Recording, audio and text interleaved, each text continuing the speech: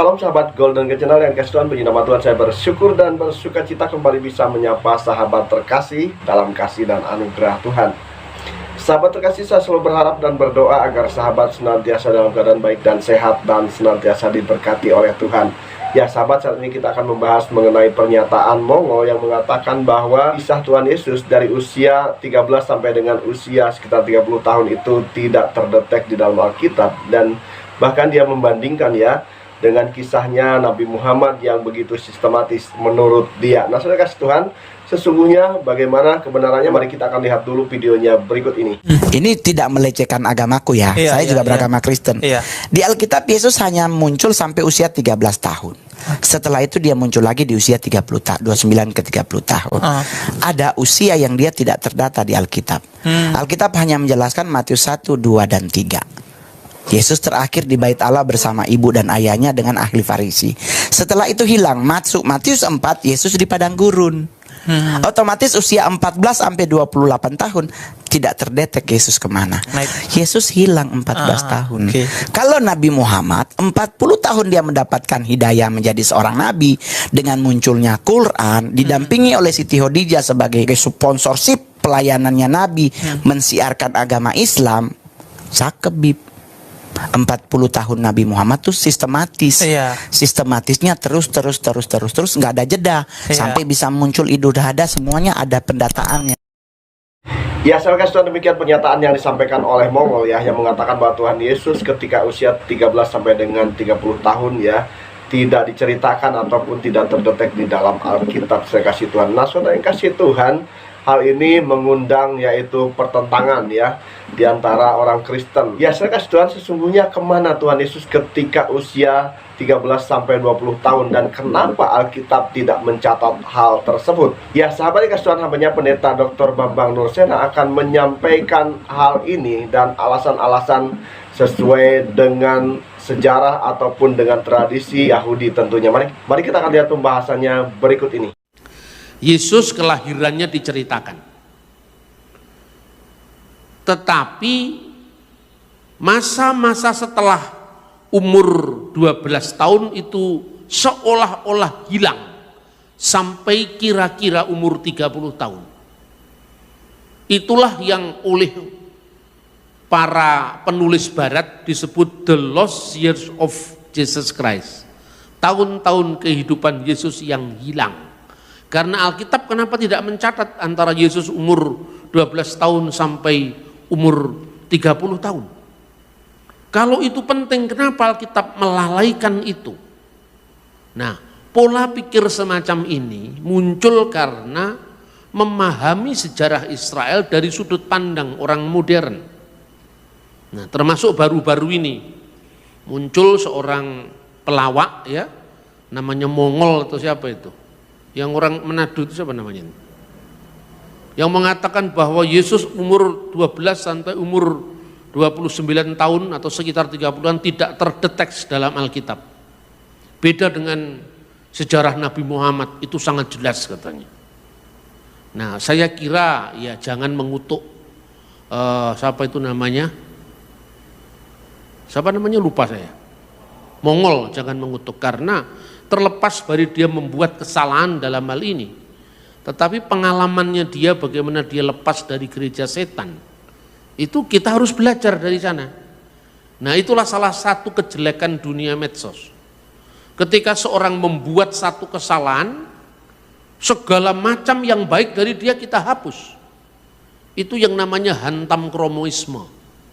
Saya harus mengatakan, seumpama saya disuruh dan ditanya bagaimana melayani orang-orang dari gereja setan, mungkin saya tidak tahu sebanyak pengetahuan dia tentang satanic church itu, karena dia pernah menjadi pengikutnya, sampai kemudian dia punya pengalaman bagaimana dia bertobat lepas dari jeratan gereja setan itu. Saya tidak punya pengalaman itu, tetapi kesalahan dia jangan mengomentari hal yang dia tidak pahami, apalagi memasuki agama lain. Lalu orang-orang Kristen pada emosi, ya kan? Karena seolah-olah Yesus itu sejarahnya tidak jelas, tidak sejelas sejarahnya Nabi Muhammad. Itu kira-kira seperti itu. Saya sendiri melihat ini kenapa kok jadi rame seperti ini, gaduh seperti ini. Kalau misalnya Mongol itu salah, ya cukup saja diberi koreksian tanpa harus misalnya memberikan judul-judul yang bombastis, nama saya lagi yang disebut. Bambang Nursena mengkoreksi dan bahasanya seolah-olah mengadu saya sama beliau, dan itu salah. Manusia itu tidak ada yang sempurna, saudara-saudara. Kalau dia punya pengetahuan baik di satu pihak, tentu dalam pengetahuan yang lain dia kurang, itu yang kita yang harus membenarkan. Tapi tidak usah harus diadili di medsos seperti itu.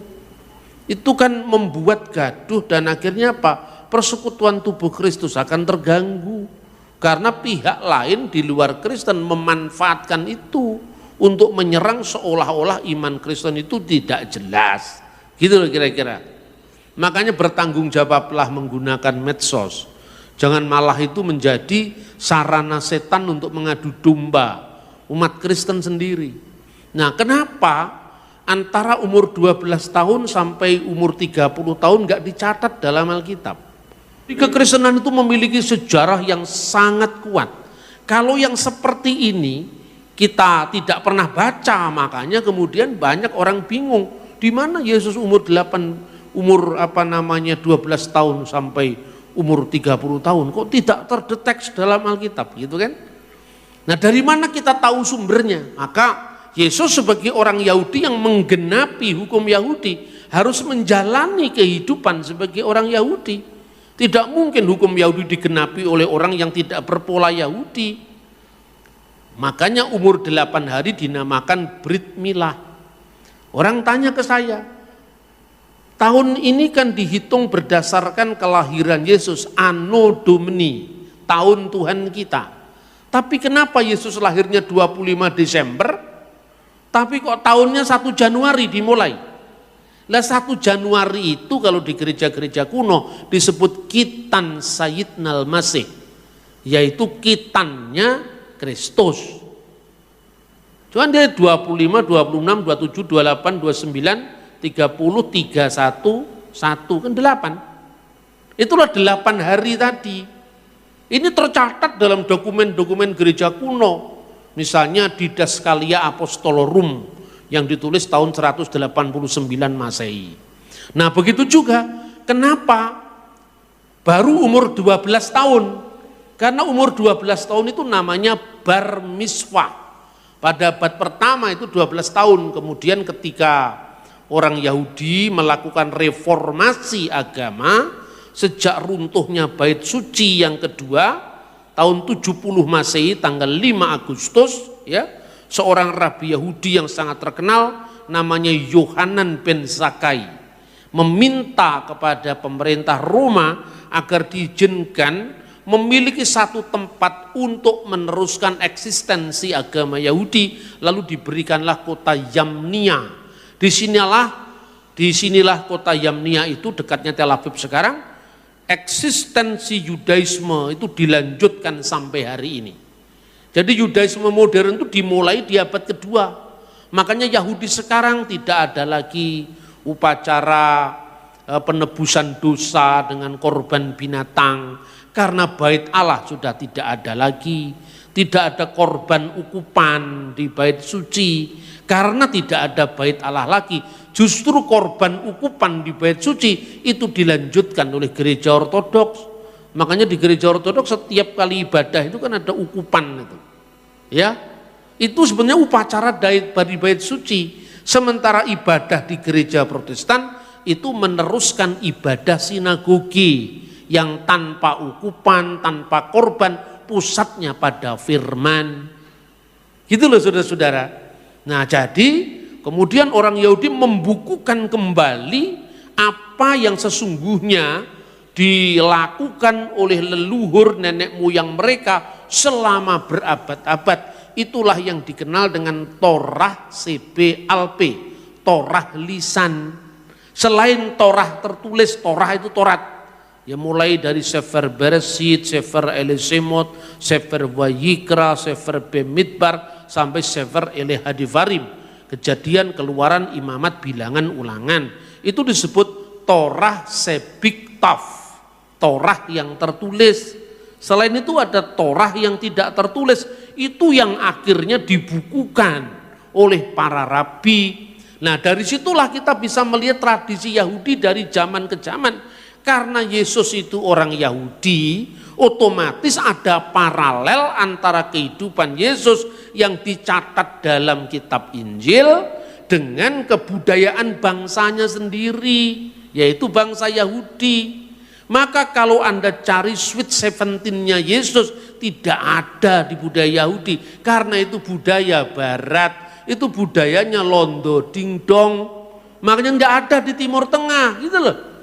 Maka membaca sejarah itu penting. Nah, disebutkan di dalam sebuah traktat, ya, traktat itu tulisan para rabi Yahudi yang mendokumentasikan tradisi mereka selama ribuan tahun.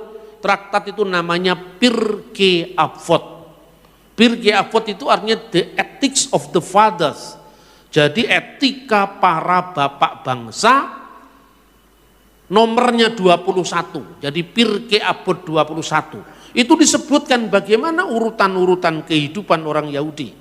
Disebutkan Ben Hames Shanim La Mikra, pada usia 5 tahun orang Yahudi harus belajar kitab suci, mulai dari baca hurufnya umur 5 tahun itu, Alef, Bet, Gimel, Dalet, itu umur 5 tahun. Makanya disebut Ben Hames Shanim La Mikra. Mikra itu artinya seluruh kitab suci. Tapi dari dasarnya dulu. Lalu pada umur 10 tahun Ben Esher La Misnah, belajar Misnah lebih dalam lagi. Ya, misalnya. Kemudian pada usia, ya ini 13 tahun, di zaman Yesus usia 12 tahun, Ben Hames Esreh La Talmud. Jadi pada usia 15 tahun dia belajar Talmud. Tapi sebelumnya pada usia 13 tahun laku belajar hukum. Jadi menjadi anak hukum, misfot, bar miswah. Ketika umur 12 tahun itu mereka naik ke Bema, naik ke tempat yang lebih tinggi. Disitulah dia menerima hukum Taurat. Nah, karena untuk bar miswah itulah Yesus dibawa oleh Bunda Maria dan Yusuf ke bait suci. Karena sejak umur itu Yesus menerima hukum Taurat. Karena Yesus secara manusia sebagai orang Yahudi, baru kemudian tadi yang saya sampaikan, pada umur 15 tahun belajar Talmud. Ben Hames Esreh La Talmud. Talmud itu tadi termasuk Torah lisan tadi, termasuk buku yang kita baca ini. Kemudian Ben Shemoneh Esreh La Kupah. Pada umur 18 tahun usia untuk kanopi. Kanopi itu kanopi pernikahan. Usia 18 tahun itu orang Yahudi biasanya usia minimum untuk dia menikah. Umur 18 tahun. Baru kemudian umur 20 tahun Ben Esrim Lirdov. Umur 20 tahun itu usia di mana seorang Yahudi itu dianggap cakap untuk mencari kerja, mencari pekerjaan, karena secara fisik dia sudah dianggap memenuhi syarat. Makanya di Israel modern ini wajib militer umur 20 tahun. Jadi ini punya tradisi, punya kebudayaan yang sangat kuat dari zaman dulu sampai sekarang. Kemudian setelah umur 20 tahun, umur 30 tahun baru muncul Ben Shelosim Lakoa. Pada umur 30 tahun dia dianggap usia yang memiliki kekuatan. Ya usia 30 tahun. Kemudian berikutnya lagi Ben Arbaim Labinah. Pada umur 40 tahun itu usia bijaksana. Kenapa umur 30 tahun disebut sebagai usia kuat secara fisik maupun psikis? Makanya seorang Yahudi boleh mengajar di depan umum sekitar 30 tahun. Sebelum itu tidak boleh muncul, umur 20 tahun ngajar nggak boleh. Umur 30 tahun dia boleh ngajar di depan umum. Itu ketentuan dari kebudayaan orang Yahudi. Umur 40 tahun dia disebut sebagai usia untuk binah, bijaksana. Baru umur 50 tahun ben hamisim la etsa, usia untuk orang bisa didengar nasihatnya. Maka ketika Yesus mengatakan Abraham bapamu melihat hariku dan dia bersuka cita karena ia telah melihatnya. Apa kata orang Yahudi? Umurmu belum sampai 50 tahun. Bagaimana kamu menyatakan hal itu? Kenapa? Kamu belum usia 50 tahun yang layak didengar nasihatmu karena usiamu baru 30-an tahun. Bagaimana kamu mengatakan hal itu? Itu karena memang ada dokumennya di mana orang Yahudi itu boleh memberi nasihat, didengar fatwanya, didengar petuahnya ketika umur 30 tahun. Makanya ketika sensus bangsa Israel di padang gurun, di kitab Bilangan, ambillah anak-anak antara usia 30 tahun sampai 50 tahun bertugas di kemah suci, ya kan?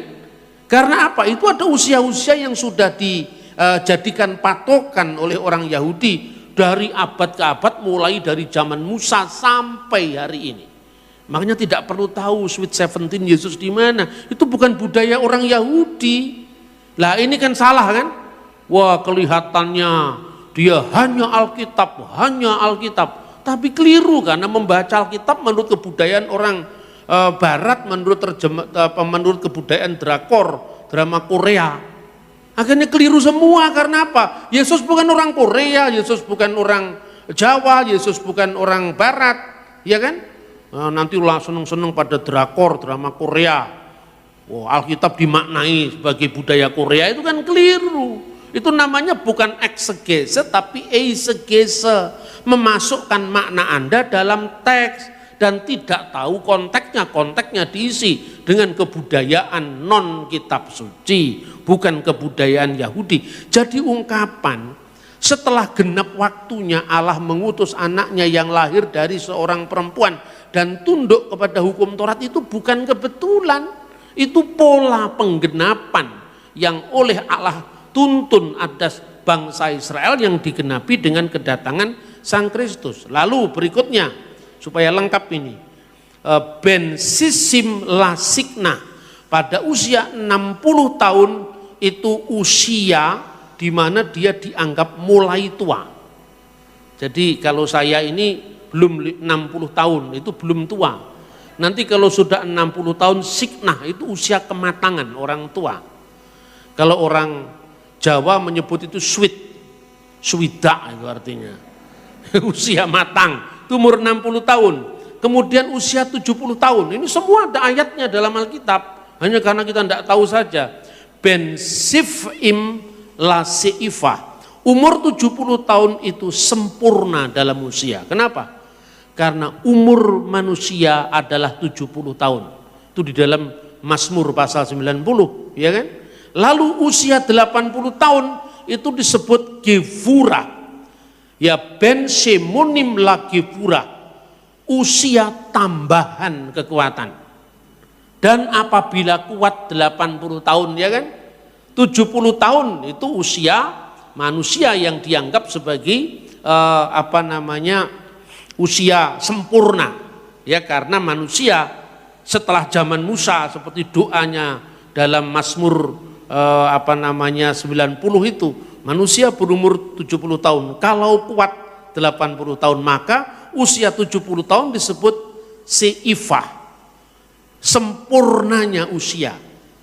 Selanjutnya kalau kita diberi kekuatan itu bonus, makanya disebut pada usia ben semonim la gevurah, gevurah itu agung, besar. Besar karena apa? Semata-mata karena tambahan yang Tuhan berikan, tambahan kekuatan dari Tuhan. Lalu usia 90 tahun itu disebut bentis'im lasu'ah, usia mulai bengkok. Nah, buktikan sendiri. Nanti kalau usia 90 tahun kan sudah mulai ini. 90 tahun usia bengkok. Kecuali kalau Anda olahraga mungkin agak ditunda sedikit. Ya toh? Ini Pak Pendeta ngajari saya supaya olahraga supaya nanti menjelang sweet saya masih tetap kuat. Doakan saya, saudara-saudara. Amin. Dan kemudian baru usia purna, itu usia 100 tahun katanya. Ben mi'ah itu 100. Bahasa Arabnya mi'ah. Ben mi'ah ke ilu met ve afar ufatel min haulam. Usia 100 itu seperti mati dalam hidup katanya. Hidup dalam mati. Seperti ke ilu met, seperti mati dan benar-benar akan mati dan keluar meha ulam dari dunia ini. Itulah pola kehidupan orang Yahudi. Dokumennya mana katanya? Pak Bambang itu ngarang-ngarang. Pak Bambang itu halu. Bukan halu, kalau saya halu, bukan halu. Ada dokumennya loh, saya itu kadang-kadang juga bingung ya. Saya nggak ngerti ini gimana. Saya setiap kali ngaji Alkitab, orang tanya kepada saya, kenapa kok ngaji Pak? Ngaji kan Islam, siapa bilang ngaji itu Islam? Anda baca sejarah Nusantara. Abad 10 Masehi, itu ada kitab agama Buddha yang dikenal Sang-Yang Kamahayanikan. Itu ditulis pada zaman Empu Sindok. Dalam kitab yang namanya Sang-Yang Kamahayanikan, itu kata ngaji sudah dipakai.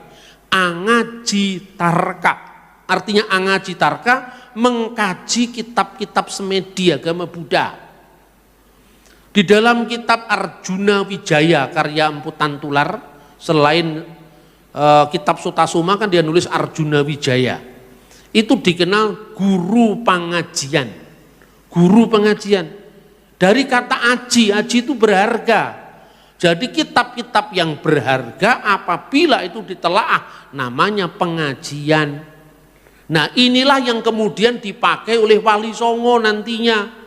Tapi itu warisan Nusantara, bukannya dari Wali Songo. Ya, sahabat sudah demikian pembahasan yang disampaikan oleh hambanya Pendeta Dr. Bambang Nursena ya, yang begitu jelas ya, menyampaikan sesuai dengan konteks budaya dan kemudian juga sejarah secara utuh oleh kasih Tuhan dan alasan-alasan yang sangat-sangat jelas. Ya, sahabat Tuhan, kalau kita menyimak dengan sungguh-sungguh ya, jelas sekali ya alasan kenapa Tuhan Yesus tidak muncul ya di dalam Alkitab ketika usia 13 sampai dengan usia 30 tahun. Ya, memang saya kasih dalam hal ini Pendeta Bambang Nursena mengatakan bahwa usia 30 tahun barulah ya seseorang sesuai dengan tradisi Yahudi boleh muncul untuk mengajar, saudara kasih Tuhan. Iya, saudara kasih Tuhan ya, demikian alasan yang jelas, dan bahkan ada tahapan-tahapan usia yang dijelaskan di sini, saudara kasih Tuhan, sesuai dengan tradisi Yahudi tentunya. Ya, sahabat kasih, demikian pembahasan yang bisa disampaikan, kiranya menjadi berkat bagi sahabat terkasih. Jikalau sahabat diberkati, tinggalkan komentar di kolom komentar, berikan masukan dan juga saran, dan kiranya channel ini boleh semakin berkembang dan nama Tuhan dipermuliakan. Terima kasih sahabat, Tuhan Yesus memberkati kita sekalian. Haleluya. Amin.